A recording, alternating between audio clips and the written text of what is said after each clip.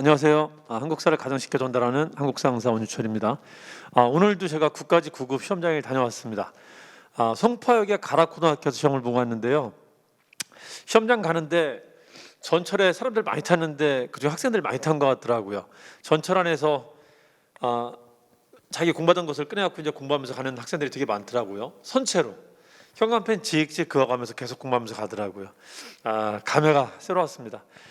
저번에도 갔었는데 사실 시험장 가는 동안까지는 잘 몰라요. 뭐 저는 시험 보러 가는 게 아니니까 잘 모르는데 시험장 안에 딱 들어가면 그 긴장감에 이제 좀 압도가 되더라고요. 옛날에 시험 공부했었던 그 감정이 이제 거기 앉아 있으면 살아나더라고요. 그래서 콩닥콩닥 하더라고. 그 묘하게 시험장은 분위기가 좀 그런 게 있더라고요. 오늘도 그 기분을 좀 잘 느끼고 왔습니다. 시험을 보고 왔는데요. 오늘 출제 범위를 좀 보자면은 정치사 항상 많죠. 정치사가 11문제 나왔고 경제사가 5문제 나왔고 사회사가 안 나왔어요. 향리 문제 하나를 사회사로 보려면 볼 수 있는데 그냥 정치제도 편에 피셨습니다. 그리고 문화사가 4문제 나왔고요.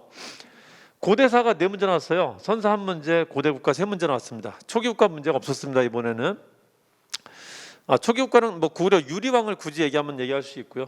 자, 고려 조선 문제가 7문제 나왔어요. 중세사가 고려 3문제, 조선 4문제가 개항기 일제 현대 근현대는 8문제 나왔습니다. 근현대 비중이 좀 적지 않습니다. 그리고 통사 1문제 나왔습니다. 개항기 3문제, 일제 3문제, 현대 2문제 나왔습니다. 근현대 문제 경제사 파트가 좀 많았다는 게 특징인데 근현대는 경제, 사회, 문화를 나누는 게 의미가 크게 있지는 않아요. 전공하시는 분들도 정치사에 쏠려 있고요. 경제, 사회사, 문화사 따로 전공하는 분들은 사실 기박합니다.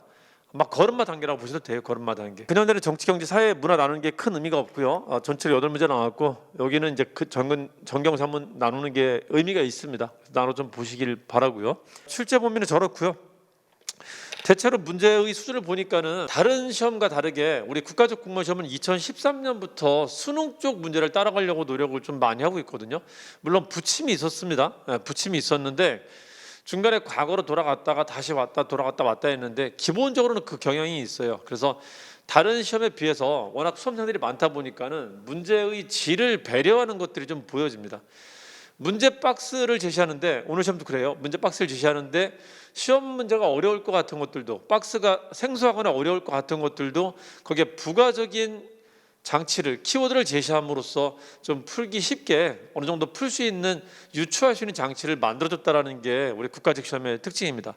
제가 경찰직 강의라는데요. 경찰직은 얄짤없습니다.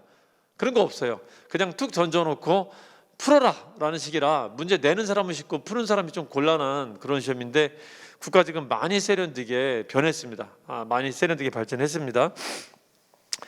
저번 시험 보고 나서도 그랬었어요. 작년 시험도 그렇게 이제 시험이 아주 쉽지는 않았었는데 어려운 문제를 내는 데 있잖아요. 처음으로 사료가 나왔었단 말이죠. 아마 재화문제 문제였었을 건데 어려운 문제 낼 때 그 문제를 풀 수 있는 장치를 그 안에 제시해 갖고 유추할 수 있는 장치를 주더라고요. 아주 좋은 문제입니다. 아주 괜찮습니다. 그러니까 처음 보는 사료지만은 내가 공부를 했다면은 유출할 수 있게 해놨단 말이죠. 그래서 문제 풀면서도 야 이거 애들 쉽지 않게 풀었을 텐데 그러면서도 기분이 나쁘진 않았었어요. 이제 그런 경험이 있었거든요. 그런 경향을 좀 유지하는 것 같습니다. 자, 한번 볼까요? 1번 보시면 우리 그 국가직 공부하시는 분들은 국어 시험 공부를 하기 때문에 이 시조가 어렵지 않았을 거예요. 아마 그 유리왕 시조죠. 펄펄 나는 적개꿀이 암소로 정답구나 하는 거.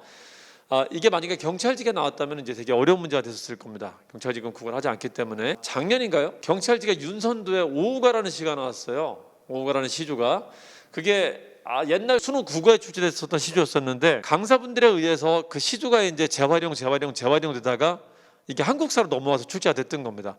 완전 멘붕이었었어요. 거기는 뭘 추적할 수 있는 장치가 하나도 없습니다. 그거에 비해서는 국가직에 이런 시만 제시하고 언제냐 물어보는 것은 나름 그래도 덜 어려웠던 게 아닐까 싶습니다.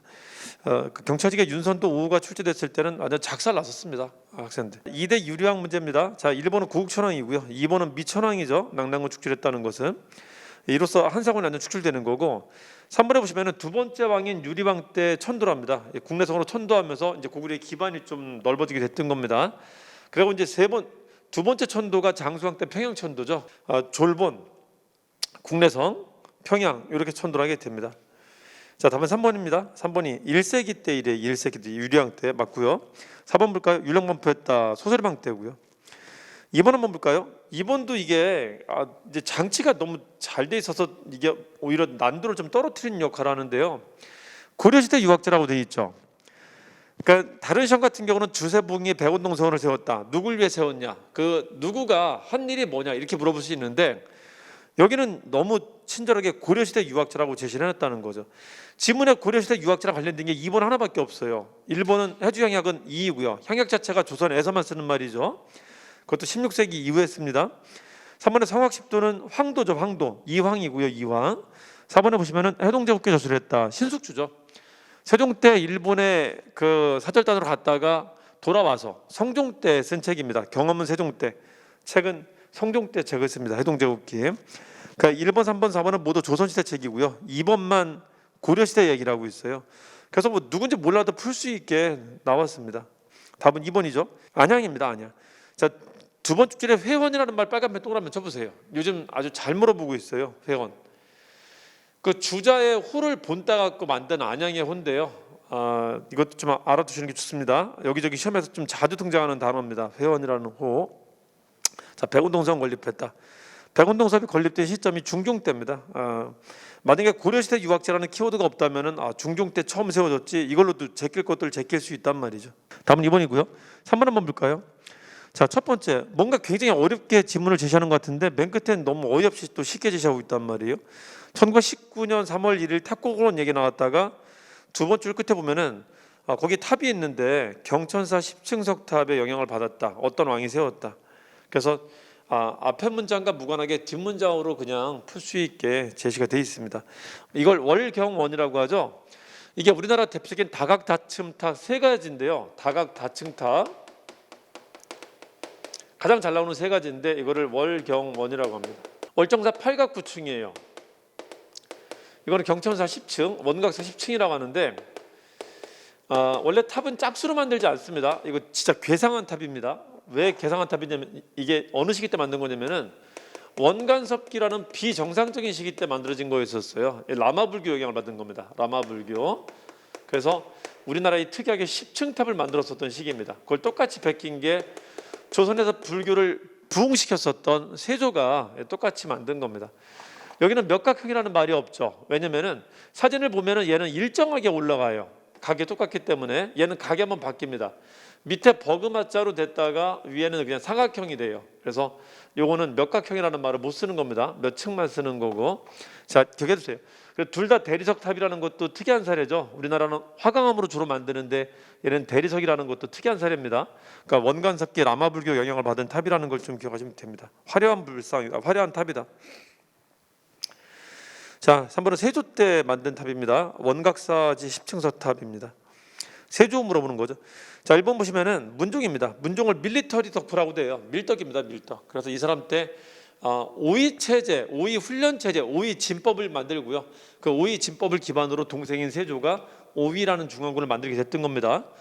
자, 그리고 동국병감이라는 전쟁사도 만듭니다. 이 문종, 이 타이틀에 문자 들어가는 건 아무나 쓰는 게 아닌데 뭔가 제도를 완성한 왕을 문이라고 붙입니다. 문이나 성이라고. 근데 문종은 되게 빨리 죽어요. 왕이 되고 나서는. 근데 왜 문종을 붙였냐면은 세종 말년에 문종이 대리청정하면서 세자 대리청정하면서 한 일이 많기 때문에 그리고 문종 때 역사는 완성이 돼요. 그래서 문이라는 타이틀을 붙일 수 있었던 겁니다. 그래서 문종 때 역사책을 2개 쓰는데요. 하나가 고려사, 하나가 고려사전료. 그것도 하나 더 하면은 전쟁사까지. 요까지 역사책을 3개를 씁니다. 동국병감입니다. 문종입니다. 문종. 밀리터리 덕후이자 역사 체제를 완성한 사람입니다. 자, 이번에 동문선. 조선시대 책 중에 동국이라는 말이 들어가는 것은 대부분 성종 때입니다. 다는 아닌데 대부분 그래요. 왜냐면은 책 이름에 동국자가 붙으면 이게 완성됐다는 뜻이에요. 이게 한국 뭐 그런 뜻이니까요. 동국 여지승남, 동문선, 동국통감. 동국통감이 이제 전체 통살 말하는 거죠. 동국 여지승남은 이제 우리나라 지리지 말하는 거고요. 동문서는 한국 문학 전집 그런 뜻입니다. 그래서 성종 때는 책들이 편찬물들이 완성되고 있음을 보여줘요. 앞에 동국이라는 말을 붙여갖고 성종 때 편찬된 대표적인 책들을 제가 이제 학생들한테 2문자로 알려드리는데 요거를 경똥똥똥이라고 해요. 경똥똥똥. 세종하고 성종의 업적이 아주 유사한데요. 둘 다 문물제도를 정비한 사람이라고 하죠. 자, 그러면서 이 사람들은 유교적인 예학을 정비한 사람이라고 돼요. 유교를 다른 말로 예라고 하거든. 예만 유교라고 하지 않고요. 그것도 음악까지 합쳐갖고 유교라고 합니다. 요까지 가면 오경, 요까지 하면 육경이라고 돼갖고 이게 유교의 대표적인 경전입니다. 둘 다 유교적인 예학을 정비하기 때문에 음악하면은 음악 문제가 나왔다면은 세종아니면 성종이라 생각하시면 돼요. 그래서 이 사람은 두 문자도 운율이 있어요. 경똥똥똥이라고 합니다. 경똥똥똥. 경똥똥똥 국악해. 경똥똥똥 국악해라고 합니다. 이게 성종 때 업적입니다. 경국 대전. 법전을 대전으로 격상시켰다. 그래서 성종이다. 동국통감, 동국여지승남, 동문선, 똥똥똥똥 이게 완성이라는 뜻이고요. 국조 의례 예를 완성했다는 거고 여기는 삼강행실도라는 거 있었죠. 악학개범 음악 이게 예고 이게 음악입니다. 이게 이제 해동제국기 방금 말했던 신숙주의 해동제국기입니다. 이게 성종 때 만든 책들입니다. 경똥똥똥 국악해 하시면 됩니다. 자, 이번은 성종 때고 3번 봅시다. 육조직계제 맞죠? 태종하고 세조 때 육조직계제를 실시합니다. 4번에 보시면 한양으로 다시 천도했다라고 창덕궁을 만들었다.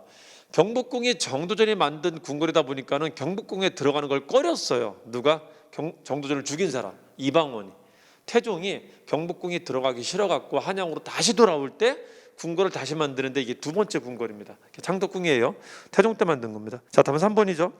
4번 한번 볼까요? 누구누가 올립니다. 자, 첫 번째 줄도 보시면 좋고요. 지방의 경우에는 관찰사와 수령, 서울에는 홍문관과 육경 대관들이 능력 있는 사람을 청구하게 해달라 하는 거죠. 천거 동그라미 치시고요.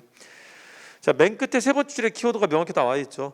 한나라의 현량방정과를 이은 것이다. 현량과와 방정과를 이은 것이다. 그래서 현량과라는 걸 실시한 겁니다. 현량과는 중종 때 조광조에 의해서만 실시됩니다. 중종 때만 있었던 거예요. 일종의 천거제입니다. 자, 가는 조광조입니다. 조광조. 1번부터 기묘하게 죽죠. 이 사람은 기묘하게 기묘사화로 죽습니다. 맞죠? 자, 조의제문을 쓴 사람은 김종직이고요. 조선 유학자 중에 시험에 제일 잘 나온 사람이 누구냐면요. 태조 때는 정도전이 있고요. 유학자를 등용한 사람이 유기정 집힌 사람이 세종하고 성종이 있단 말이에요. 자, 세종 때는 됐고요. 집현유학 때들 좀 기억하시면 되는데 따로 개인적으로 물어보는 게 흔치 않고요. 성종 때 이제 홍문관으로 이제 발전을 하게 되는데 성종 때 지방 유학자를 등용하기 시작하거든요. 앞에 있었던 사람 관악파라고 하고 살인파가 등용하는데 이 사람이 취업을 한 건 세조 때 취업을 하는데 성종에 의해서 크게 쓰임을 받습니다. 이게 이제 김종직이에요. 그래서 중앙정계에 진출한 사람. 제가 흔히 국가를 삼각형으로 표현하는데 이게 왕, 이게 이제 정부 내지는 관료, 이게 백성인데요. 자, 조선은 시작할 때부터 유학자가 지방에도 있었습니다. 그러니까 이 관료를 관합하여 이 관료를 살인파라고 했었는데 성종 때하고 중종 때 세종, 성종, 중종 이 세 사람이 유교왕들입니다. 유학자를 채용한 왕들인데 이때 지방 세력들이 올라가기 시작합니다. 그 첫 사례라고 보시면 돼요. 그래서 이 사람이 살인의 영수 역할을 하게 돼요. 중앙에 올라온 사람 중에. 그래서 첫 번째입니다. 자, 근데 김종직은 성종 때 죽고요. 이제 김종직의 제자들이 꽃을 피게 되는 겁니다. 김종직이 제자를 많이 키웠단 말이죠. 그 제자들이 죽는 게 연산군 때였었어요. 김일손 죽고요. 김일손 죽은 게 이제 무오사로 죽은 거고, 이게 김종직이 썼었던 조의제문 사초에 실었다가 죽은 거고, 김갱필이라는 사람은 죽지는 않아요 이때. 그랬다 이제 결국 갑자사화 때 결국 죽습니다.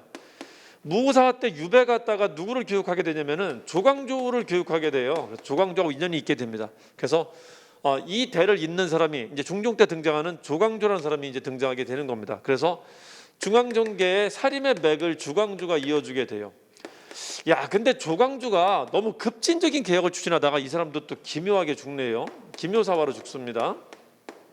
그래서 끊어지고, 자, 그러고 다시 명종 선조 연간에 지방에서 사림들을 잘 키워서 이제 지방 사림들의 대표격으로 성장한 사람이 이황, 이 같은 사람들이 등장하면서 이제 조선이 성략을 완전히 정착해 나가게 됐다라고 합니다. 저때 성략을 완전히 이해했다라고 하고요. 이제 이게 저변에까지 확산되면서 민간에까지 민중들한테까지 확산되면서 자리 잡게 되는 게 17세기 가면은 성략이 완전 조선을 장악했다라고 합니다. 자, 이번은 김일손입니다. 김일손. 조의제문을 사초에 실은 건 김일손이에요. 조의제문 쓴 건 김종직이고. 3번 합시다. 문정왕후 수람청정을 지지했다. 이건 명종 때를 말하는 거고, 명종 때가 외척들 말하는 거고. 4번 합시다. 연산군이 상봉윤씨를 패배하는데 동조하였다. 훈구파들 말합니다. 훈구파들, 한명회 같은 훈구파들이 나중에 연산군 때 갑자사바 일으킬 때 그래서 한명회가 부관참시당하기도 합니다. 이미 죽어 있었던 한명회가 시체를 끄집어내 갖고 다시 이렇게 자르기도 하고 그럽니다. 자, 4번은 갑자사화 때 나중에 이제 처벌받는 사람들을 말합니다. 자, 답은 1번입니다. 중종 때 조광조 관련된 일을 찾으라고 한 겁니다. 자, 5번 한번 볼까요? 양양 오산리, 암사동, 신석기 유적을 말하는 거죠. 리얼의 부산 동삼동. 신석기 대표적인 유적을 고동아 미안해. 신석기 때는 조개를 되게 많이 먹어서 폐총이 많았었습니다. 조개한테 늘 미안함을 갖고 있었대요. 미안한 마음을. 그래서 얘들은 항상 고동아 미안해, 고동아 미안해 그런 말 했답니다. 조개 사촌이 고동이니까 고오동 미암이라고 합니다. 고오동 미암. 자, 제주 한경 고산리, 양양 강원도 양양 오산리, 부산 동삼동, 그리고 여기 서울 근처에 미사리, 미사동, 그리고 암사동 5군데가 대표적인 신석기 유적이죠. 자, 기억리은의 덧문이 빗살문이 신석기 맞죠? 자, 그래서 석장리는 구석기고 미송리식은 청동기입니다. 미송리는 지역이에요, 지역. 저 압록강 유역에 있는 지역입니다. 의주에 있는. 석장리하고 지역이 맞지도 않고요. 자, 그리고 미송리식 토기는 청천강 이북에서 주로 발견됩니다. 자, 리을해 봅시다. 동삼동은 신석기, 아슐리안 주목토끼는 구석기를 말합니다. 구석기. 자, 1번은 답은 1번입니다. 기억 니은. 5번은 기억 니은이 맞는 겁니다. 6번 한번 볼까요? 자, 위에는 웅진천도 말하는 거고요. 문주왕 때 475년 문주왕 때 웅진천도 말하는 거고, 자, 밑에는 성왕 때 사비천도 말하는 거죠. 사비천도. 자, 밑에 지문을 보시면요, 1, 2, 3번은 진흥왕이고 4번은 법흥왕이에요. 뭐 이 지문만 가져도 풀 수 있을 겁니다. 그리고 특히 1번, 2번 지문은 1번, 2번 지문은 성왕이 죽고 난 뒤입니다. 요거 시험에 되게 요 근래 자주 내고 있었는데 삼국시대는 나라가 세 개다 보니까요 관계사를 잘 냅니다. 한 왕의 업적만 물으면 풀 수 있는데 갑자기 이 왕이 있을 때 이 왕은 뭐 했냐 그러면 틀린단 말이에요, 학생들이. 그래서 관계사를 아셔야 되는데 제가 기본적으로 백제를 기준으로 관계를 가르쳐드려요. 초반에는 신라는 꼽살이었습니다. 처음에는 이국시대였었어요. 구백간의 관계였었습니다. 그리고 5세기 때 가야지, 백제가 침체가 됐을 때 가야지 백제가 손을 잡으면서 신라가 이제 형들 싸움에 끼게 되는 겁니다. 이게 그 유명한 나제동맹이라고 합니다. 자, 그리고 백제가 잘 나갈 때는 그래서 항상 고구려 공격을 합니다. 백제가 잘 나갈 때는. 자, 거꾸로 백제가 힘들 때는 고구려가 백제를 공격하는 시기입니다. 이때 사람이 근초광이고 이때 사람이 성왕이었었어요. 이때 백제를 괴롭힌 사람이 광장입니다. 광장. 그래서 이때 당했던 복수를 이때 다 합니다. 이 관계를 잘 이해하시면 됩니다. 이때는 지 혼자 잘 나갔다면은 이때는 한번 다치고 지금 회복하는 중이기 때문에 혼자 잘 나가는 게 아니라 신라랑 손잡고 잘 나가요. 자, 이때 손잡은 사람이 누구냐면은 10대 임금 진흥왕이었습니다. 성왕은 40대 임금이었었고요. 근데 이 10대가 40대 사람한테 배신을 때려갖고 여기는 이제 침체, 성왕이 뒤지게 되고요. 이제 신라는 계속 잘 나가게 됩니다. 그러니까 이 둘의 관계를 되게 잘 물어보는데 이 둘이 함께 했었던 작전이 한강 점령이었었어요. 고구려로부터 이제 한강을 뺏는 겁니다. 백제 입장에서는 그걸 수복이라고 하죠. 근데 수복하자마자 진흥왕이 배신하기 때문에 성왕이 바로 뒤져요. 관산성 전사합니다. 관산성 전투에서 성왕이 전사합니다. 그래서 성왕의 대부분의 업적은 어디에 있었냐면은 진흥왕과 함께 움직이기 전에 있어요. 대부분의 업적은 뭐 사비천도든 아니면은 22부를 만들었던 오부방제를 만들었던 다 한강 수복 전에 있는 겁니다. 거꾸로 진흥왕의 업적, 영토팽창 업적은 한강을 먹고 난 뒤에 이제 뻗어나갑니다. 진흥왕이 처음 먹은 게 중요한 게 어디냐면은 경상도를 벗어났다는 게 중요하거든요. 신라는 그냥 경상도에 그치는 나라였었는데 뭐 지증왕 때 강원도로 진출했지만 강원도는 태백산맥 그 동해안 바깥쪽이기 때문에 형들 싸움하고는 관련이 없는 지역이었습니다. 경상도에 있다가 형들 싸우는 지역으로 끼게 됐었던 게 첫 번째 진출한 게 충청도였었어요. 충청도, 그다음에 지금 서울 지역. 자, 이까지 가더니 애가 이제 너무 나가요. 이제 가야를 완전 없애버리고요. 가야를 역사 속에서 지워버리고 함경도까지 가는 기염을 토하게 됩니다. 진흥왕이. 이 순서 잘 기억해 주세요. 이게 단양 갔다는 거고 단양 적선비, 이게 서울 왔다는 거 북한산 순수비고요. 이게 이제 창녕비, 창녕은 경상남도고 이게 경상북도에 있었던 고령까지 가고 대가야까지 없애버립니다. 대가야. 이때 없어지는 게 대가야고요. 함경도 나중에는 마왕이 되죠. 마왕이 얘가 황추령비, 마운령비, 이게 함경도까지 갔다는 증거입니다. 성왕이 죽고 난 뒤에 있었던 일들입니다. 이거는 성왕이 죽고 난 뒤에 성왕하고 병립할 수 없는 단어들이다. 그러니까 1번, 2번은 제가 문제를 좀 자주 내드렸던 거고요. 1번, 2번은 시험에도 좀 자주 나오고 있습니다. 거칠부 국사 진흥학대죠. 4번은 이제 법흥학대죠. 법흥학대. 예, 그 사이에 들어간다면은 1번, 2번, 3번, 4번이 있다면은 당연히 4번에 들어가겠죠. 법흥학대. 진흥왕 바로 앞에 왕이 법흥왕이니까요. 성왕하고 한 4년 정도 성왕하고 몇 년 정도 겹칩니다. 그거 외에는 성왕 앞에 있는 임금이에요. 법흥왕은. 답은 4번이고요. 7번 한번 볼까요? 자, 백제 놀이사치기에 보냈다. 맞죠? 성왕 때입니다. 자, 2번 합시다. 장보고가 청해전 설치했다. 통일신라 때입니다. 신라 하대 때. 3번 합치면 병난도. 병난도를 다른 말로 예성강 하구라고 합니다. 예성강 하구, 예성강이 개성을 가로지르는 강이고요. 이게 쭉 나가면은 서해랑 만납니다. 그러니까 예성강 하구는 바다랑 만나는 곳이에요. 그러니까 바다로 들어오는, 바다를 통해서 배 타고 오는 사람들이 이 예성강으로 들어오기 전에 이제 머무르는 곳입니다. 거기에 커다란 포구가 있었는데 그 포구에 병난정이라는 정자가 있었어요. 그래서 여기 이제 이름을 병난도라고 이제 별명을 붙이게 됐던 겁니다. 병난도라고. 고려 때입니다. 고려 때. 4번 합시다. 중간계시는 명나라고 했었던 게 맞아요. 임진왜란 때 생겼던 겁니다. 우리 요청으로 만들었다가 없어졌다가 다시 명나라 요청으로 만들었다가 없어졌다가 나중에는 이제 청나라와 이제 교역하는 장소가 됐던 겁니다. 시작은 명나라랑 시작한 게 맞아요. 중간계시가 최초로 만들어진 계시입니다. 흔히 계시 후시하면 후기용어죠. 전기 때 없었던 거죠. 시작은 근데 명나라 때, 시작은 임진왜란 때 명나라와의 관계에서 시작이 됐었던 겁니다. 자, 뒤에 책문호시는 아예 청으로 한 거 맞고요.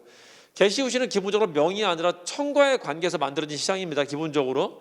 근데 주의하셔야 될 게 있다면은 그 중에 중간계시는 이미 명이 있을 때 명과의 관계 하에서 나타났다는 것도 알아두시면 좋아요. 이제 그 다음에 결국은 이것도 청과 교역하는 장소가 되는데 기본적으로 계시후시는 청과의 무역장을 말하는데 청나라와 명나라가 아니라 중간계시만큼은 명나라 때 시작했다는 것도 알아두시면 나쁘지는 않습니다. 이게 중간계시만 있었다면은 4번도 맞는 답이 됐을 텐데 뒤에 책문호시까지 나왔기 때문에 이거는 명하고는 관련이 없거든요. 그거는 청나라와 관계에서 만들어진 시장입니다. 그러니까 답은 4번이 틀린 게 되는 겁니다. 명과의 교류에서 만들어진 게 아니라 청과의 교류에서 만들어진 거죠. 중간계시, 책문호시. 계시후시는 청과의 교역장입니다. 청나라와. 그중에 중간계시만 시작한 것을 물어본다면 예외가 될 수 있으니까 주의하라고 말씀을 드린 거예요.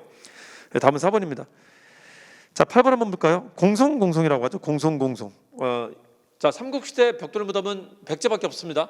삼국시대 벽돌무덤은 백제밖에 없고 백제는 수도가 3번 있었어요. 한웅사가 있었는데 한성, 웅진, 사비.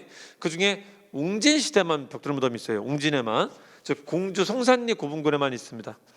공주 송산리 고분군에만 딱 벽돌무덤 2기가 남아 있어요. 최근에 뭐 새로운 거 발견했는데 그것도 공주입니다. 그러니까 벽돌무덤 공주에만 있어요. 자, 이게 마지막 그 공주 송산리 고분군에 7개 무덤이 있는데 능산리도 7개가 있고요.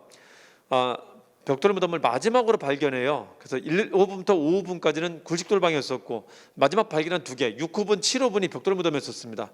그중에 유일하게 도굴되지 않은 채 발견돼 갖고 명찰까지 확인해 갖고 이거는 누구 무덤이라고 말하는 무덤이 하나가 있어요. 백제 무덤 중에 유일하게 피장자가 확인된 무덤이 있습니다. 그게 7호분입니다. 무령왕릉이라는 명찰이 나와요. 그래서 7호분은 7호분이라고 안 하고 흔히 무령왕릉이라고 합니다. 무령왕릉. 자, 그 6호분, 7호분 혹은 6호분, 무령왕릉 요 딱 2개가 벽돌무덤입니다. 우리가 알고 있는 공주에 있는 거 맞아요. 자, 니은에 보시면은 통도사 사리탑이 있다. 사리탑 삼보사찰이라고 한다. 자, 우리나라에 3가지 보물사찰이 있다라고 하는데요. 하나는 부처님의 몸이 있다. 하나는 부처님의 말씀이 있다. 하나는 유명한 스님들이 있다. 그래서 부처님의 몸이 있는 거, 사리가 들어가 있는 것은 이거를 불보사찰이라고 하고요. 불보사찰. 부처님의 말씀, 대장경을 보관하고 있는 곳이 해인사인데요. 여기는 법보사찰이라고 하고요. 그 송광사라는 절이 있어요. 전남 순천에. 송광사는 16명의 국사를 배출할 정도로 유명한 스님들이 많이 나옵니다. 무신집권기 때만 16명의 국사가 배출되어 갖고 거기는 승보사찰이라고 합니다. 스님들의 보물이 많다라고 해갖고 여기를 삼보사찰이라고 해요. 불보, 법보, 승보사찰 이 3가지가 있습니다. 이거를 통해성, 통도사, 해인사, 송광사 요 3가지가 우리나라 삼보사찰입니다. 불국사 같은 데가 더 크죠. 크기는 그 규모로 말하는 게 아니에요. 의미가 있는 세 가지를 말하는 겁니다. 삼보사철 그럴 때는 불국사 같은 데는 안 들어가요 오히려. 자, 니은 맞고요. 디귿 봅시다. 병자호란 때, 정묘호란 때는 인주가 강화도로 피난하는데 병자호란 때는 피난 못하죠. 강화도로. 남한산성의 가치입니다. 결국 항복하죠. 맞습니다. 남한산성. 병자호란 때 인주가 피난하는 곳이다. 자, 리을 보시면은 이거는 국조부감이라고 하죠. 실록 중에 귀감이 될 만한 것들만 뽑아놓은 걸 국조부감이라고 합니다. 국조부감. 국가 조상들의, 즉 왕들의 귀감이 될 만한 이야기만 뽑아놓은 거, 그걸 국조부감이라고 합니다. 그리고 국조부감은 세계 기록 유산도 아니에요. 자, 답은 기역, 니은, 디귿 세 가지입니다. 답은 3번입니다. 자, 9번 한번 볼까요? 9번. 자, 일단 이걸 이해하려면은 발해의 천도를 좀 아셔야 되는데, 발해 천도는 이런 식으로 합니다. 시작을 구국이라고 하고요. 구국. 여기를 이제 동무산 말하는 겁니다. 여기서 시작해 갖고 중상동으로 천도합니다. 중상동. 그래서 마지막에 상경으로 다시 가죠. 중상동상이라고 합니다. 중상동상. 자, 요거 천도했던 게 문왕이고요. 요거 다시 돌아왔던 게 성왕이라고 하죠. 성왕. 요거는 무왕과 문왕설이 있는데 요즘은 무왕으로 봐요. 무왕. 중경천도는. 지금도 문왕으로 가르치는 분들 있을 것 같아요. 지금은 무왕으로 봅니다. 근데 이거는 약간 이설이 쌓고 잘 안 내는 것 같아. 저 뒤에 걸 잘 내고요. 알아두세요. 그리고 기역, 도나시가 동무산이죠. 이 구국이고요. 구국 원래 수도. 자, 니은이 중경입니다. 중경 활용. 자, 영안이라고 써 있는 곳이 상경이고요. 훈춘 지역이 이제 그 동경입니다. 훈춘 지역이 동경. 그러니까 동경에서 다시 나중에 상경으로 다시 옮기게 되죠. 그리고 더 이상 천도가 없어요. 그래서 상경이 가장 오랜 수도였었습니다. 자, 기억 보시면은 우리 그 발에서 발견된 무덤이 몇 개 안 되는데요. 그 중에 시험에 제일 잘 나오는 게 문왕의 딸내미들이죠. 둘째 딸, 넷째 딸이 있는데 둘째 딸이 정혜고요. 넷째 딸이 정효입니다. 그 정혜 무덤은 여기에 있어요. 원래 수도 근처에. 그리고 넷째 딸인 정효가 이제 중경 근처에 있습니다. 옮겨간 곳에. 자, 정효공주 무덤 벽화. 정효공주 무덤에 벽화 있다는 건 맞지만은 위치가 틀렸습니다. 정효공주는 중경에 있습니다. 중경. 니은에 중경 근처에 있습니다.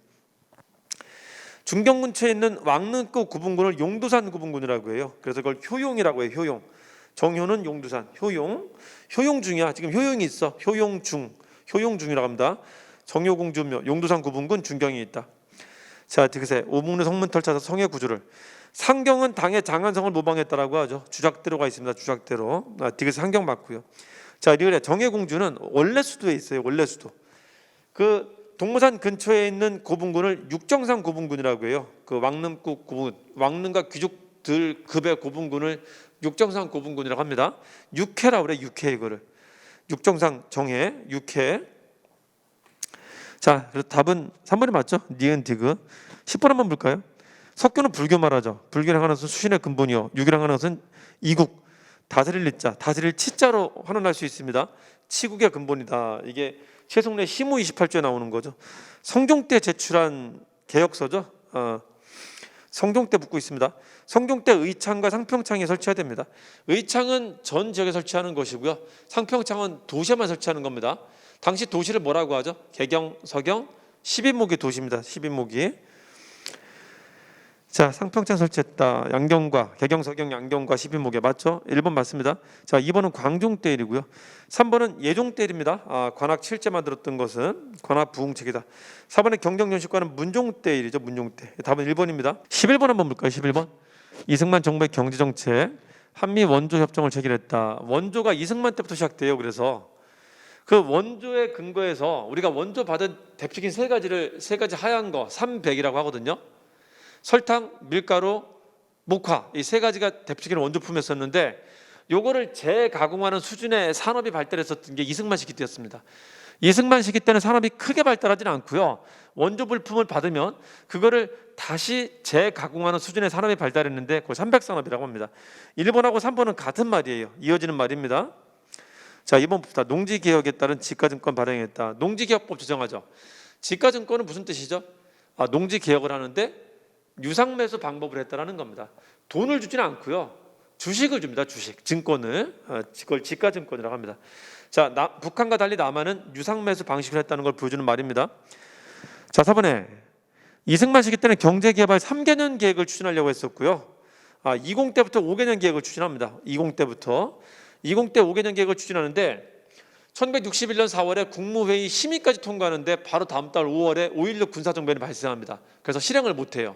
그리고 61년에 20 정부에서 세워놨다가 심의까지 통과했다가 실행 못하고 62년에 박정희 군사정부에 의해서 실행이 됩니다. 그래서 5개년 개발 계획이 실제 실시됐다라면 박정희 때입니다. 62년. 자, 4번에 보시면은 1차 경제개발 5개년 계획을 추진했다. 1차 계획을 추진했다라면 박정희 때 말하는 거죠. 62년에 시작을 합니다.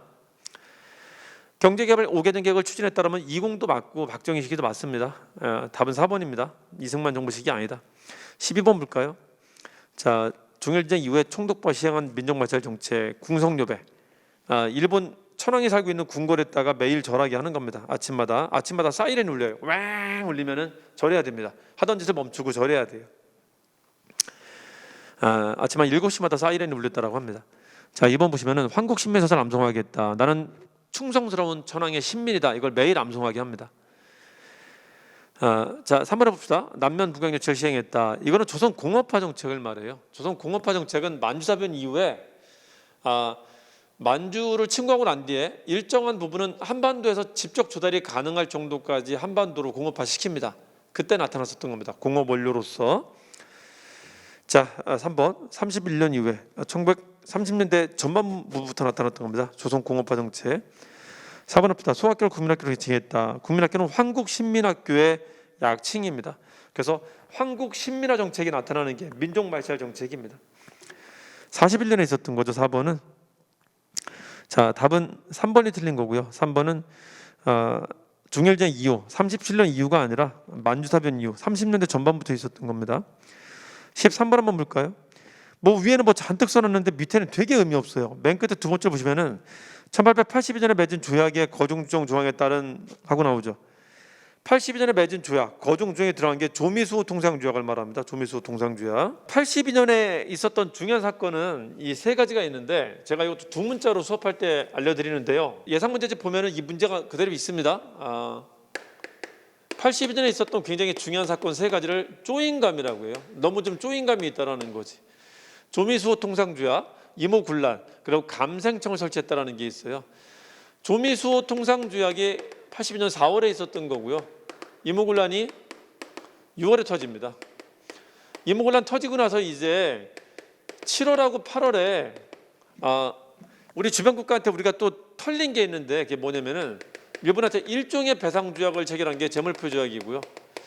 중국한테 이제 통상조약을 체결한 게 조청조약입니다. 조청장정.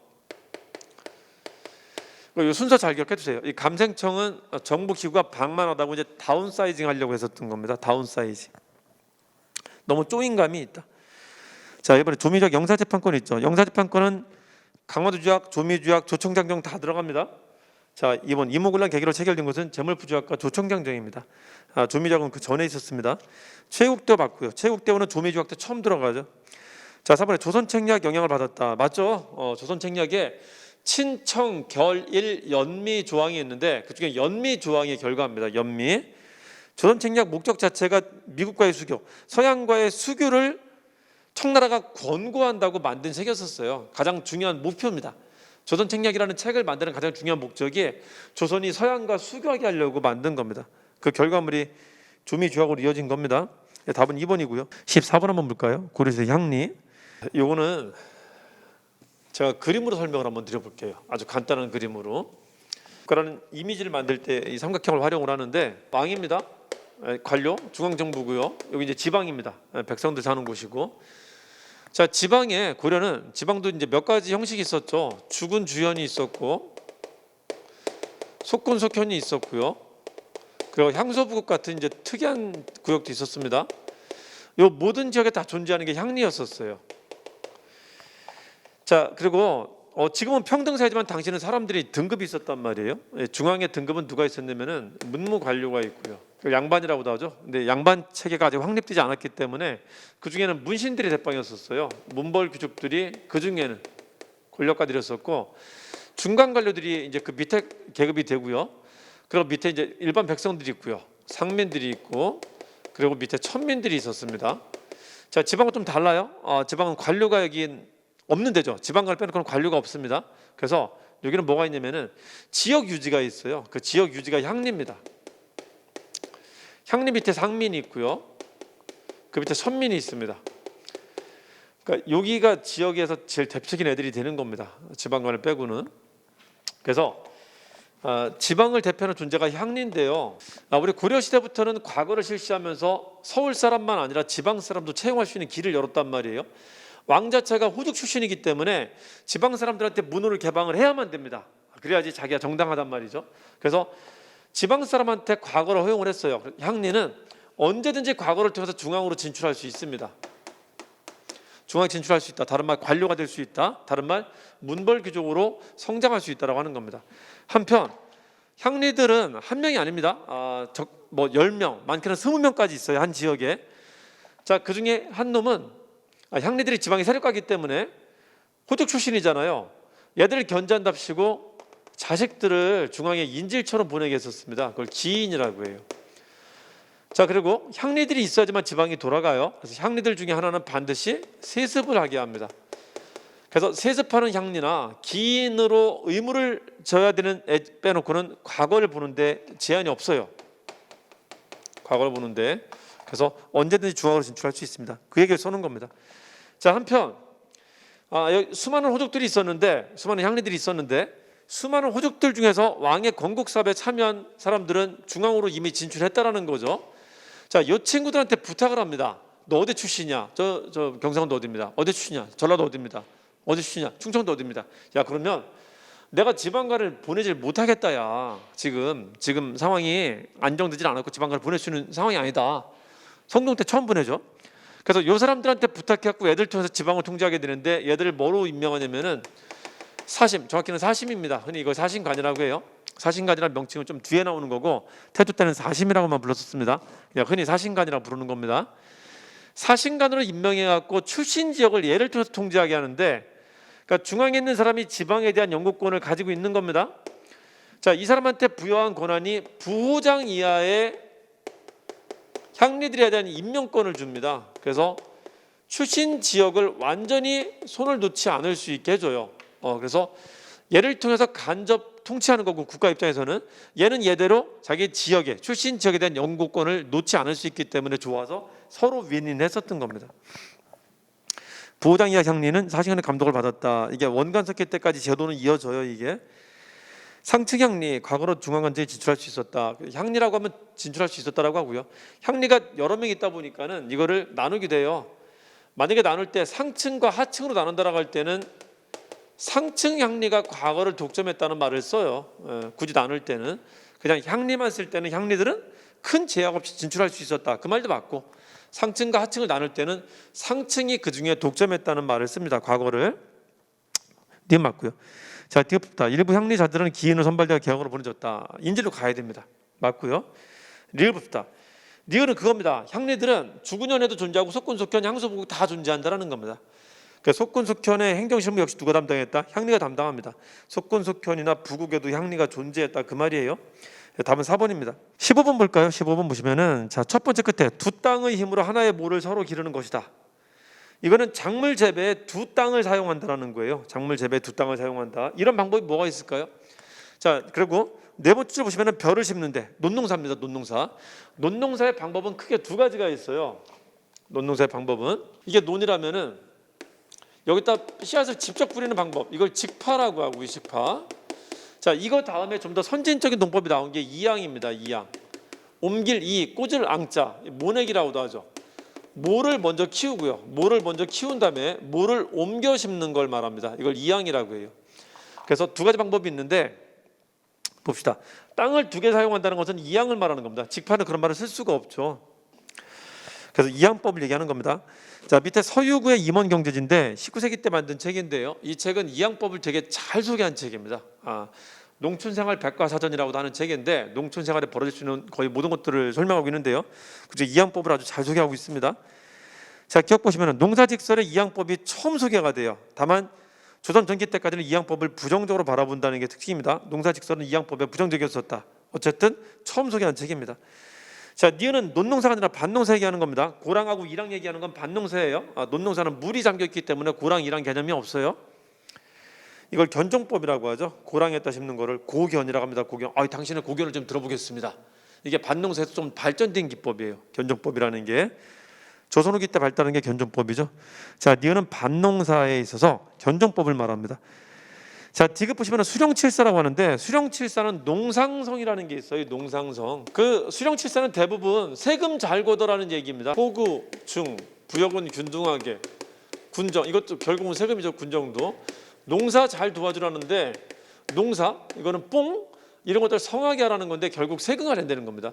이거 외에 소송관, 사법에 관한 얘기 있고요. 그리고 간할시, 이 교활한 놈들 간교 교활한 놈들 잡으라는 건데 이거 향리 통제, 지방 세력 통제하라는 걸 말하는 거고요. 너 내려가서 이 역할을 해야 된다는 겁니다. 자, 그리고 마지막에 학교홍이라고 해왔고요. 지방에서 학교를 만들기 때문에 학교를 잘 일으키는 것도 인재를 양성하는 것도 수령의 역할로 얘기한 겁니다. 대부분은 세금에 관한 얘기입니다. 대부분은. 자, 그중에 세금에 관한 얘기인데 농사 얘기 나왔는데요. 구체적인 말이 있는 게 아니라 그냥 농사 열심히 성하게 해야 돼라는 추상적인 언급만 있어요. 이양법, 견종법 그런 게 언급된 게 아니라요. 자, 읽어봅시다. 직파보다는 노동력을 절약할 수 있었다. 맞죠? 직파에서 이양으로 갈 때 노동력이 크게 절감됩니다. 10분의 12들 등의 10분의 1 정도로 줄어들었다고 합니다. 그게 뭐로 이어지죠? 광작이 나타나는 배경이 됐던 겁니다. 그게. 자, 답은 2번이죠. 기역과 리을이 맞는 겁니다. 16번 한번 볼까요? 16번. 첫 번째 줄에 긴급조치 됐죠. 박정희 대통령은 박통이 아니라 그랬었죠. 뭐죠? 긴통입니다. 긴통. 긴급조치 통일주체 국민회의 그러면은 유신헌법입니다. 박정희 대통령이 원래 긴통이 아니죠. 언제? 유신헌법 만들면서 긴통이 된 거죠. 너무 길게 통치한 거죠. 자, 유신헌법은 1972년에 만들어졌고 80년까지 갑니다. 전두환까지 그 유신헌법에 의해서 대통령이 한 번 돼요. 그리고 헌법 개정하고 다시 대통령 선거에 다시 나서갖고 전두환은 대통령 2번 합니다. 정확히 말하면 한 번, 2번 합니다. 11대, 12대가 전두환이에요. 자, 1번 봅시다. 부마민주항쟁 1979년에 있었죠. 박정희 대통령이 죽게 되는 정치적 사건을 말하는 거죠. 박정희 대통령이 죽게 되는 경제적인 사건은 제2차 석유파동이고요. 정치적 사건은 부마항쟁입니다. 우리나라 4대 민주화 운동 중에 하나죠. 자, 국민교육헌장은 68년입니다. 제가 이거를 68년의 위기라고 하는데요. 박정희 대통령 시기 중에 되게 중요한 게 65년이 있어요. 68년이 있고. 자, 또 하나가 72년이 있고요. 또 하나가 79년이 있습니다. 이게 박정희 대통령 중에 가장 중요한 사건입니다. 원래 대통령 길게 하신 분들은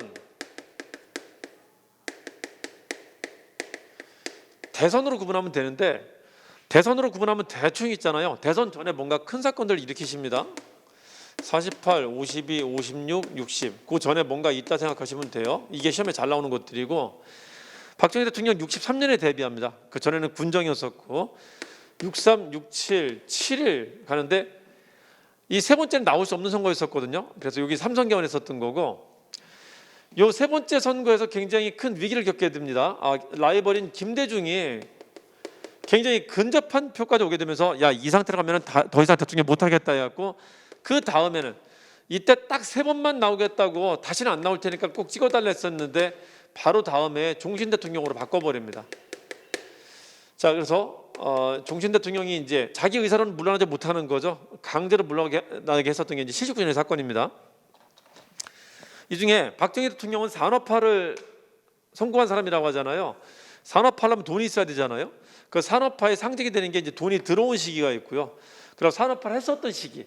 요거 직전에 돈을 무지하게 써댑니다. 무지하게 써대갖고 선거에 영향을 좀 줄 수도 있었는데 많이 못 미쳤나 봐요. 김대중 40대 야당 후보하고 거의 비등비등한 표를 나온 걸 봐서는 많이 못 미쳤나 봐요. 그래서 요 두 시기도 중요합니다. 그리고 요거 중요하고요. 유신이 성립되는 과정, 그리고 유신이 무너지는 과정, 요 4개 시기 중요합니다. 4개 시기. 자, 요 사이가 되게 중요한데요. 세 번째 대선에 나오긴 요 사이가 중요한데 68년의 위기라고 불러요. 이걸 제가 이때 북한에 잦은 침공이 있었어요. 삼푸신 향교라고 하는데요. 이게 김신조 무장군비 사건입니다. 121 사건이라고도 하죠. 121. 1월에 청와대에 쳐들어왔던 사건이 있었잖아요. 무장군비가. 이거는 미국 정보함을 납포합니다. 북한이 푸에블로 납포 사건. 이거는 울진 삼척에 무장부대 들어왔었던 거고요. 그러니까 간첩들이 많이 들어왔었단 말이에요. 자, 이것 때문에 우리 남학생들이 너무 좋아하는 맨날 이때만 되면 너무 막 설레하는 거 있잖아요. 예비군이 이때 생기게 된 겁니다. 예비군이. 그리고 국민교육원장이라고 해서 전체주의 체제가 만들어져요. 국민교육원장. 이게 뭐냐면요, 중일 전쟁 이후에 한국 신민서사랑 같은 서사 구조를 가지고 있는 거예요. 국민들을 전체주의 체제 안으로 집어넣는 방식입니다. 이걸 암기하게 했었어요. 암기하게 했었던 거고, 암기 못하면 애들 패었단 말이에요, 학교에서. 자, 또 하나가 주민등록증. 이제 사람들을 감시합니다. 이런 간첩들 들어오면 안 되니까 주민등록증이 발급된 게 이제 하나하나 통제의 대상으로 집어넣는 게 이때 일이었었다고요. 68년의 위기였었고, 68년의 위기는 우리나라를 전체주의로 만들 수 있는, 이 대선에 유리하게 만들 수 있는 좋은 조건이었었는데, 69년에 삼선 개헌을 하자 국민들이 이승만한테 하도 뒤었었기 때문에, 종신 집권하려고 했었던 그 욕심에 뒤었었기 때문에 박정희 대통령도 되게 불안했었단 말이에요. 삼선 개헌하니까 또 나오는 거야? 또 끝까지 하려고 그러는 거야? 이것 때문에 사람들의 마음이 확 돌아서지 않았단 말이에요, 이 선거에. 그리고 70년에 있잖아요, 돈을 그렇게 쏟아붓는데 경부고속도로 개통하고요, 농촌 부황시키겠다고 새마을 운동 시작하고 하는데도 불구하고 71년 선거에서 꽤 고전을 하게 됐다는 거죠. 이걸 고전하게 되면서 72년에 종신체제로 갔던 겁니다. 이 관계 잘 기억해 두세요. 굉장히 중요합니다. 뭐 전체로 좀 이어질 수 있겠죠? 자, 국민교육원장, 한국신민서사랑 같은 서사구조를 가지고 있다. 전체주의 체제. 68년입니다. 68년의 위기라고 생각하시면 돼요. 샴푸신 향교, 샴푸감대 향교 만났다. 샴푸신 향교 68년. 자, 3번에 7.4 남북공동선명 되게 중요한데, 7.4 남북공동선명 뒤에 유신헌법 체결된 겁니다. 그러니까 이게 진솔한 남자. 옛날에 트루먼이라는 사람이 냉전 체제를 만들었었고요. 난 공산당 싫어. 솔직하게 말했었던 거고, 닉슨은 거짓말하다 하야당하잖아요. 나는 공산당 좋아 하면서 대탕트를 만들었던 사람이에요. 갑자기 중공 방문하고 공산주권과 관계를 개선했던 사람입니다.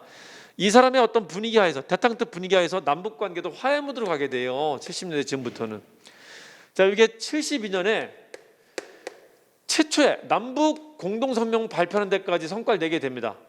이런 좋은 분위기 하에서 남북한이 방심하고 있는 사이에 남북한 전체가 남북한 둘 다 종신체제로 갔었던 겁니다. 좋은 분위기 만들어 놓고. 그래서 꽤 사람들이 배신감, 배반감을 좀 많이 느꼈었던 시기였었습니다. 72년 7.4 남북공동성명 직후에 유신체제로 간다. 3번 뒤에 유신헌법 나오는 겁니다. 4번 앞부터 한일협정 체결을 반대하는 6.3지가 있었다. 이건 65년 한일 국교 정상화. 65년이 돈이 들어온 시기인데요. 일베라고 합니다. 일베. 한일 국교 정상화. 일본하고 친구된다. 그러니까 베트남 파병. 이 두 개로 돈이 엄청 들어오게 됩니다. 일본 차관, 미국 차관이 들어오게 됩니다. 일베. 자, 65년 이때 돈이 들어오는 시기입니다. 돈이 들어오는 시기. 그래서 보면은 2번, 3번, 4번은 3공화국 때 일이에요. 유신 시기 전의 일입니다. 2번, 3번, 4번은 1번이 유신 시기 때 일이죠. 답은 1번입니다. 17번 한번 볼까요? 본회의는 2천만 민중의 국민적 대합을 최고의 권위를 가진다. 최고의 권위를 가진다 하는 거 봐서는 이제 정부에서 하는 걸 알 수 있고요. 그것도 알 수 있고. 맨 끝에 세 번째 줄 중략부터가 이제 잘 나오는 사료입니다. 본 대표 등은 국민이 위탁한 사명을 받들어서 국민적 대단계를 힘쓰며 독립운동이 나아갈 방향을 확립한다. 본 대표 등은 국민이 위탁한 사명을 받들어서 한다. 국민 대표들의 회의라는 겁니다. 이게 국민 대표들의 회의. 여기서 우리 정부가 독립운동을 어떻게 할 건지 독립운동 방향을 논했었던 겁니다. 여러분 혹시 아시나요? 임시정부가 어떤 노선을 택하죠? 원래는 무장투쟁 노선을 택했었어요. 근데 이승만 대통령 때문에 이제 이게 외교 노선으로 바뀌었단 말이에요. 근데 외교 노선은 좋은데 외교 노선만 강조하면서 무장투쟁 노선을 비하하게 되니까 여기서 갈등이 발생하게 된 겁니다. 그걸 이승만 대통령의 독주라고 합니다. 외교 노선 중심으로 가게 되고 다른 노선을 이제 부정하게 되자 이제 갈등이 발생하는데, 정작 파리 강화 회의, 그 태평양 회의라고 불리는 워싱턴 회의, 그러니까 프랑스에서 있었던 회의나 미국 본토에 있었던 회의 자체도 다 우리가 참가를 못합니다. 다 실패를 끝나게 돼요. 그러니까 외교를 강조했었는데 외교로 낸 성과가 전혀 없었다는 거지. 이제 그러면서 본격적인 국민 대표회의 재창 논의가 나오게 됩니다. 그래서 실제 개최가 됐던 거고, 국민 대표회의 사료입니다. 국민 대표회의 선언문입니다. 이게 1번 합시다. 건국강령은 41년에 있었던 겁니다. 임성부가 중경에 정착하면서 임성부 체제가 다시 복구되기 시작해요. 그 자신감으로 우리 이제 건국할 거야. 건국하면 어떤 나라 만들 거야. 그 얘기를 했던 겁니다. 자, 박은식이 임시 대통령 된 거는 이승만이 탄핵돼 갖고 탄핵의 결과입니다. 1925년이에요. 이승만 탄핵의 결과입니다. 이거는 3번합니다. 민족유일당 운동 차원에서 조선혁명대 참가했다. 30년대 유일당 운동이 있었는데 30년대 유일당 운동은 대일전선 통일동맹이라는 게 있었어요. 대일전선 통일동맹 1931년에 만주사변이 터지자 만주는 더 이상 독립운동하기가 어려운 곳이 됩니다. 만주 있는 사람들이 내려오게 돼요. 그래서 만주와 관내 사람들이 합쳐갖고 우리 함께 가야 되는 거 아니야? 하면서 만든 게 1932년에 만주사변 직후에 대일전선 통일동맹입니다. 이 결과물이 민족혁명당이에요. 이 결과물로 민족혁명당이 만들어집니다. 이게 신간의 다음에 사실상 두 번째 민족유일당이 되는 겁니다. 만주에 있었던 조선혁명당, 한국독립당이 있었는데 그들이 참여하면서 만들어진 게 이 움직임입니다. 자, 거기에 이런 선언문이 있었던 건 아니고요. 그런 유일당 운동이 있었다. 3번에 민족유일당 운동 차원에서 조선혁명당이 참가한 것은 대일전선 통일동맹과 민족혁명당을 말합니다. 4번에 임성부를 제치할 새로운 조직을 만들자는 주장이 나왔다. 창조파 얘기 말하는 거죠. 창조파. 국민대표회의 당시에 창조파의 주장. 국민대표회의 당시 얘기 맞습니다. 답은 4번입니다. 18번 볼까요? 토지조사령이죠. 사조가 시험에 제일 잘 나오죠. 사조의 첫 번째 줄 총독이 정한 기간 내에 뭘 알려라. 세 번째 줄 임시토지소극장 빨간색 빗줄 토지조사국 이거 나오면 토지조사 사업입니다. 토지조사 임시토지조사국장 혹은 토지조사국장 토지조사국 이거 나오면 토지조사 사업입니다. 1번 보시면 농산공부라는 게 있었던 거 대한제국 말합니다. 대한제국은 7부가 있었어요. 7부 대한제국시기 때 말합니다. 자, 2번에 역둔투 궁장토를 총독부서로 만들었다. 토지조사 사업 때 제일 많이 뺏긴 게 뭐냐면요. 원래 국유지. 지금은 이제 정부가 총독부로 바뀌었으니까 당연히 이게 일본 땅이 되는 거고요. 두 번째는 공동소유 인정 안 합니다. 공동소유지. 세 번째는 신고하지 않으면 그냥 지네 땅으로 가져가요. 국유지로 만듭니다. 그래서 원래 국유지, 공동소유지, 그리고 미신고 토지 이 세 가지가 제일 많이 수탈당한 토지가 돼요. 토지조사 사업 때. 자, 역둔투와 궁장토는 이제 국유지 말합니다. 국유지나 왕실 소유지. 3번 합시다. 동척은 1908년에 만들어집니다. 국권 피탈 전에 이른바 병합조약 전에 이미 만들어진 거예요. 4번에 춘궁태치 농가부채 근절을 목표로 내세웠다. 이건 농촌진흥운동 말하는 거예요. 1929년에 세계 대공황이 터지면서 농업에도 불황이 닥치게 되는데 이걸로 인해 갖고 농촌 경제가 상당히 안 좋아집니다. 상당히 안 좋아지고 30년대는 사회주의자들이 혁명조합운동을 벌이게 돼요. 농민들이 혁명적 농민조합운동을 벌입니다. 그 혁명조합에 빠지지 않게 하려고 즉 농민들이 빨갱이가 되는 것을 막기 위해서 나름 농민들을 위하는 정책을 펴준다고 해준 게 농촌진흥운동입니다. 그때 내세웠었던 게 춘궁태치, 보릿국의 태치 그리고 농가 쌓여 있었던 부채들을 탕감하겠다, 그걸 근절하겠다라는 취지를 했었던 겁니다. 자, 4번은 농촌진흥운동입니다. 답은 2번입니다. 19번 한번 볼까요? 1번 보시면은 개항장에서 조선인 객주가 중개활동했다. 이게 무슨 뜻이냐면은 초기 무역은 개항장 무역이라는 겁니다. 외국 상인들은 개항장을 벗어나지 못해요. 그러니까 한국에 물건 팔려면은 한국 상인들이 중개를 해줘야 됩니다. 그래서 초기에는 우리나라 상인도 같이 발전합니다. 누가? 개항장 객주들이 같이 돈을 벌어요. 초기에는 얘들이 내지로 들어가게 되면서 이제 개항장 객주가 몰락하게 되는 겁니다. 자, 이번 보시면 조청장정으로 청구에서 수입액이 일본 앞질렀다라고 하는데 청일전쟁 터지기 전까지 청나라 수입액이 일본 수입액을 넘은 적이 없어요. 이모군란으로 제물포조약과 조청장정이 체결되면서 제물포조약은 일종의 배상조약이고요. 조청장정 체결되면서 둘의 경쟁이 이제 본격화됐다고 합니다. 그러니까 제가 이거 두 문자 딸 때 일청경쟁 제조했다라고 합니다. 일청경쟁 제조했다. 이때부터 경쟁이 나타나고요. 갑신전병 거치면서 청나라의 어깨가 점점 올라갑니다. 어깨가 점점 올라가고 마지막에 일본이 이제 안 되겠다 싶어서 전쟁을 일으킨 겁니다. 청일전쟁을 무력으로 청나라 쫓아낸 건데 청일전쟁이 1894년에 있습니다. 1893년까지의 통계를 한번 내봤는데요. 우리 한국 사시는 분들이 이때까지도 청나라와 일본과의 무역액이 있잖아요. 수입액, 그러니까 요 나라에서 수입하는 거, 우리가 이 나라에 수출하는 거는 여전히 일본이 압도적입니다. 여전히 일본이 90% 이상이었었고 이거는 뭐 차이가 없고요. 수입액은 점점 반반이 돼가는데 이 반반이 돼가자 경제적으로도 일본이 더 이상 묵과할 수 없다고 전쟁을 일으킨 겁니다. 이 청일전쟁 직전 상황이 45대 55였었어요. 제가 수업 때 자주 말씀드리죠. 45대 55라는 숫자가 뜨면은 청일전쟁 직전이라고 기억해두라고 그랬었잖아요. 청나라의 수입액이 굉장히 증가하고 일본으로의 수입은 점점 줄고 있었지만은 일본을 넘어서진 못해요. 최종 마지막까지도 이 상태였었습니다. 거의 절반까지 갔다라는 게 45대 55였었습니다. 3번 봅시다. 면제품을 팔고 새가족 쌀, 콩 등을 수입했다. 이거를 미면 교환 체제라고 합니다. 쌀을 가져가고 면을 파는 거였었습니다.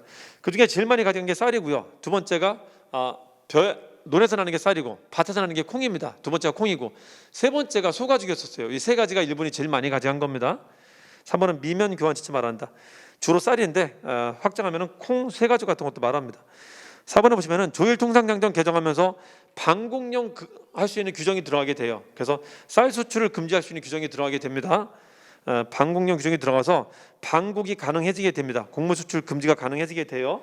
1883년에 있었던 조일 통상장정 개정으로. 답은 2번이죠. 자, 20번 한번 볼까요? 20번. 자, 마지막 문제. 자, 두 번째 봅시다. 사족들은 한평생 한가게 돌면서 신역이 없었다. 신역은 군역을 말합니다. 군역이 없었는데, 자, 맨 끝에 이 사람이 들어오면서 이제 내게 됐다. 맨 끝에 이거를 동포전이라고 한다. 동포전이 호프 말합니다. 호프, 동포, 호프. 호프의 원래 이름이 동포였었습니다. 대원군 때 시행한 호프법을 말합니다. 호프법으로 이제 양반들도 사족들도 이제 세금을 내게 됐다라는 거죠. 대원군에 대해서 묻고 있습니다. 대원군은 만동면을 건립한 게 아니라 만동면을 철폐하죠. 만동면은 숙종 때 노론들에 의해서 건립된 겁니다. 충청도 노론들에 의해서. 충청북도 괴산의 화양동 서원에 만들어진 겁니다. 명나라 황제 제사 지내겠다고요. 자, 대원군이 그걸 철폐한 거고. 자, 이번에 봅시다. 군국기무처 총재는 김웅집입니다. 김웅집이 가보기역을 이끌었던 대표적인 인물이죠. 3번 봅시다. 통리기모함을 폐지하고 오군영을 부활했다. 맞죠? 이모군란 때 이렇게 합니다. 이모군란 때 잠깐 한 달 동안 대원군이 집권하는데 이때 이렇게 만듭니다. 자, 4번에 탕평 정치를 정리한 만기요람 편찬했다. 만기요람은 순조 때입니다. 순조 정치 잘하라고 우리나라 정치에 관한 각종 사항들을 다 적어서 왕한테 바친 글이 만기요람입니다. 19세기 때 책인데 중요한 책입니다. 점점 활용을 많이 할 책이에요. 그 책도 시험에서 많이 등장은 안 했는데 점점 활용을 많이 할 책입니다. 개항기의 시기 구분을 간단히만 말씀드리면요, 고종이 즉위한 때부터 이제 우리가 흔히 개항기 공부를 하는데 초반에 이제 대원군 집권기라고 하고요, 문호 개방한 시기, 강화도 조약 때고요. 그리고 80년부터 우리가 이제는 개혁을 추진하게 되는데 우리가 처음 설치한 근대적 기구를 통리기무화문이라고 해요. 그러니까 이런 상태가 된 겁니다. 옛날 정부가 의정부라면은 통리기무화문이라는 새로운 정부를 만든 겁니다. 그래서 여기를 통해서 이제 개혁을 추진하는 겁니다. 근데 안타깝게 이게 82년에 이모군란으로 이게 없어집니다. 대원군이 폐지해요. 폐지하고 3군부와 5군영을 다시 부활시켜서 이때 대원군 집권기 때와 똑같이 군인들 데리고 정치하게 됩니다. 자, 근데 대원군이 청나라에 잡혀가면서 대원군 정권이 무너지잖아요. 무너지면서 다시 만들어요. 다시 만든 게 통리군국사무화문이에요. 이게 이제 두 번째 우리나라 개화정부입니다. 근데 안타깝게 이것도 84년에 갑신전변으로 무너지게 돼요. 그래서 통리군국사무화문 시기의 개혁, 통리기무화문 시기, 기무가 처음 쓰는 말이고 근무란 뜻이니까 두 번째 쓴 게 통리군국사무화문입니다. 통리군국사무화문 시기의 개혁 내용이 뭐가 있었냐 나오고요. 좀 뜸하다 이제 94년에 군국기무처 만들어지면서 이제 가보개혁이 또 시작되는 겁니다. 이게 우리나라 개혁이 진행됐었던 시기입니다. 저걸로 시기 구분 한번 해보세요. 3번 맞고요. 이 대원군 때 부활한 요걸 합쳐갖고 이제 그 군인들이 난을 일으켰기 때문에 고종이 스스로 해결하지 못하고요, 자기 아빠한테 해결해달라고 부탁을 합니다. 그래서 아빠 부를 때 이렇게 불렀대요. 아빠 얼른 오삼 이렇게 불렀다고 합니다. 아빠 오삼. 그래서 대원군이 와서 오삼 부활시키고 이때 있었던 신식기구 없앱니다. 통리기무화문 별기군 통별을 없애고 구식체제로 다시 복구시켰던 겁니다. 이모군란 때 아빠 오삼, 아빠 오삼. 자, 다음은 3번입니다. 자, 여기까지 하고 마치도록 하겠습니다. 자, 여기 잠깐 보시면은 우리 유튜브에 원유철 한국사 TV에 이 해설 올려놓을 겁니다. 여기 가면요, 공무원 쪽집게 강의를 많이 올려놨으니까 여러분들이 3분짜리, 5분짜리, 10분짜리 영상으로 여러분들 부족한 부분 채울 것들 많이 있을 겁니다. 그리고 최근에 기출문제 빈칸 채우기 문제까지 올리고 있으니까요, 그거를 문제풀이 영상으로 자주 보시길 바래요. 지하철 다니면서 5분씩 풀어보면은 한 파트를 전체적으로 한번 볼 수 있을 겁니다. 한 시대를 자주 활용하면서 많이 이용해 주시길 바랍니다. 제가 여러 가지 영상들을 만들 테니까요, 응원해 주시는 분들은 많이 소개 좀 해주시고요. 더 열심히 할 수 있게 이렇게 좀 채찍 좀 해주시길 바랍니다. 자, 오늘 수고하셨습니다.